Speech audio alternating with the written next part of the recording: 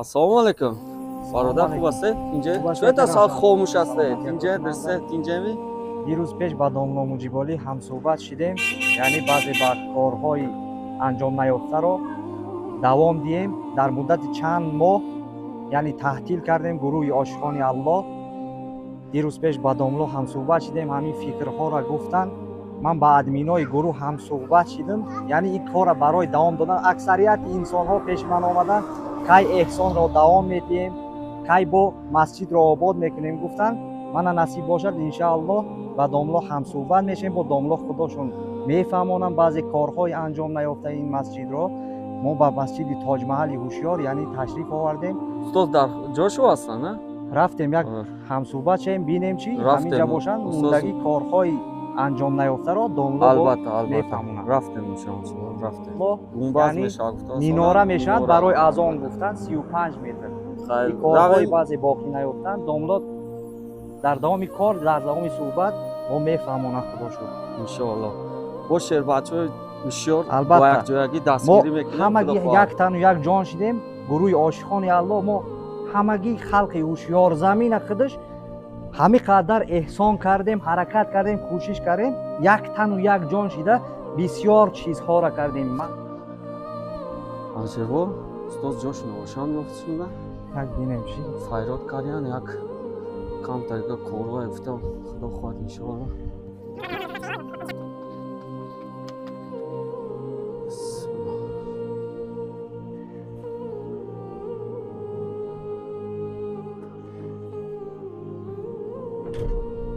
Ассалому алейкум. Хуб ҳастед устоз? Тинҷа саломатӣ хубе? Саломонака дирсе тинҷа дирсе. Хубе дирсе тинҷами дирсе. Иштиями? Устоз.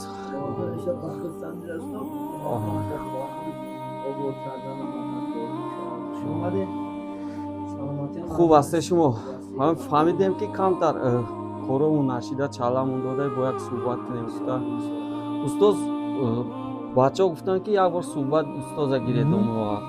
Ҳамун камчиликҳоа гӯе ҳавая да бо мо ҳаракат кунем гуфта. Иншоаллоҳ худо ду бо мегӯе чи карандакор шунем бисёр хушрӯтар худо мегӯе иншоаллоҳ. ҳавая да баъд мо خدا خواهد انشالله объекта бо аз пеш нишон метиҳем худо хоҳад иншоаллоҳ ҳар якшина ҷойшина алоҳида бо истода суҳбат мекунем худо хоҳад қадам. албатта худо муборак кунад худо хоҳад иншоаллоҳ. бошанд ҷавонои азиз имзон ҳам пешино чандинш дуромад домно сафар карда содем. агар имсол ягон объекта бошад албатта мо худо хоҳад дастрас мекунем, дуо кунем худо бо давлатума зиёд кунад, коромна кушоиш диҳад. албатта мо дар хизмати чандин ҷавоно дар рамазон ҳам дуо гирифта рафтан, худо муборак кунад. боше иншоаллоҳ худо хоҳад. ҳама хурсанд, ҳама худо хоҳад дар ғайрату ҳаракат ки бо ҳамин макон ҳар меҳмоне меяд бо мекунем ободкунандона дуо доданд. раҳмат гуфта судем ки ҳамин қадар дастгирӣ кардем дар андак вақт هیچ چیز برپا شد. این در خیال هیچ کس نبود. هیچ کس فکر نمیکرد که همین خیلی خونه برپا میشه. من ببینین آفیسم ببینین همین یاردم همین خدا خواهد عزیزا هستن. یاردم همین تمام مسلمان‌ها هستن که الحمدلله این چیز برپا شد. همین اگر اندک امسال کنیم و همین خدا خواهد عصرها امید میکنیم که خدا اگر از بلاهای عظیم نگه داره خدا خواهد یا بهتر خدمت. устоз мегӯян ку як буридаи халқият сер мекунӣ як. албатта ҳамон ба халқем. халқае ки мо ҳастем. халқ набошад мо ки немоҳиматӣ мекунем. тараси ба ки суҳбат мекунем худо хоҳад.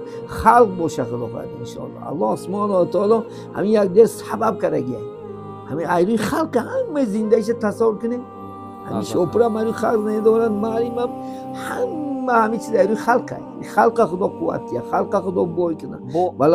айна ҳушёрзамин бачаҳо аҳланд. мебини фахр мекунӣ. бена ҳозир чӣ хеле ки ҳолат на дастгирид мекунанд. ҳозир қаблан намози пеши мо дар сух меҳмон шудем. дар ҳаққи худо хоҳад ҳушёрӣ як гапи хуб шид. ҳамон мустафед бои зиёиддин гуфта ки мустафед дар омис ки бачаҳош кор мекард мегӯяд небараи 3 солам вафот кард. мегӯяд ҳамин қадр ҳушёрӣ омаданд ки мегӯяд ҳамин хел мусулмонон ҷамъ ки урусҳо ҳайрон шуданд. میگه قدر مسلمان هم قدر مهر و محبت داره. همه آدم همین جای وطن ما شما ذکر کرد، من خرسانش یقات گوش کردم که گفت به نهایت بچه‌م گفت میگه به نهایت خلقی و شادم اومدن دستگیری کردن، تابوت گرفته بودن، تا خاک سپاریدن، تا آب فاتحه کردن اهل سوخ زمین همین کارا کردن. عیناً هوشیار زمین بسیار ما 4 کس بودیم خرسان شدیم که همین فخری که ما که بچه‌ام در همونجا ذکر کردن بین مردم.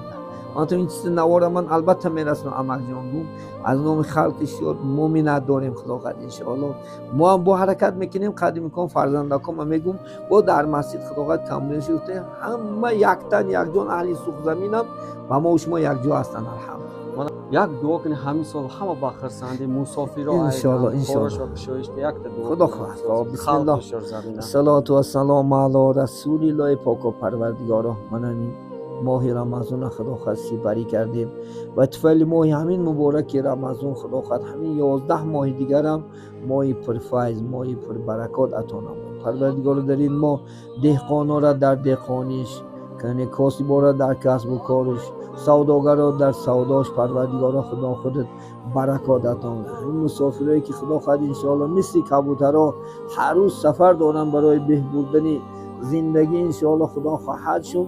الله سبحانه و تعالی در عمرش و رزقش و کسب و کارش الله سبحانه و تعالی برکات عطا نماید. همین سال 26 سال پر فیض، سال پر برکات، سال پر حاصل، سال یک یعنی موفقیت گذشتن شد الله سبحانه و تعالی نصیب بداری. هر کی را حاجات است مقصود است خداوند با فضل و کرم برآورده خیر بگرداند.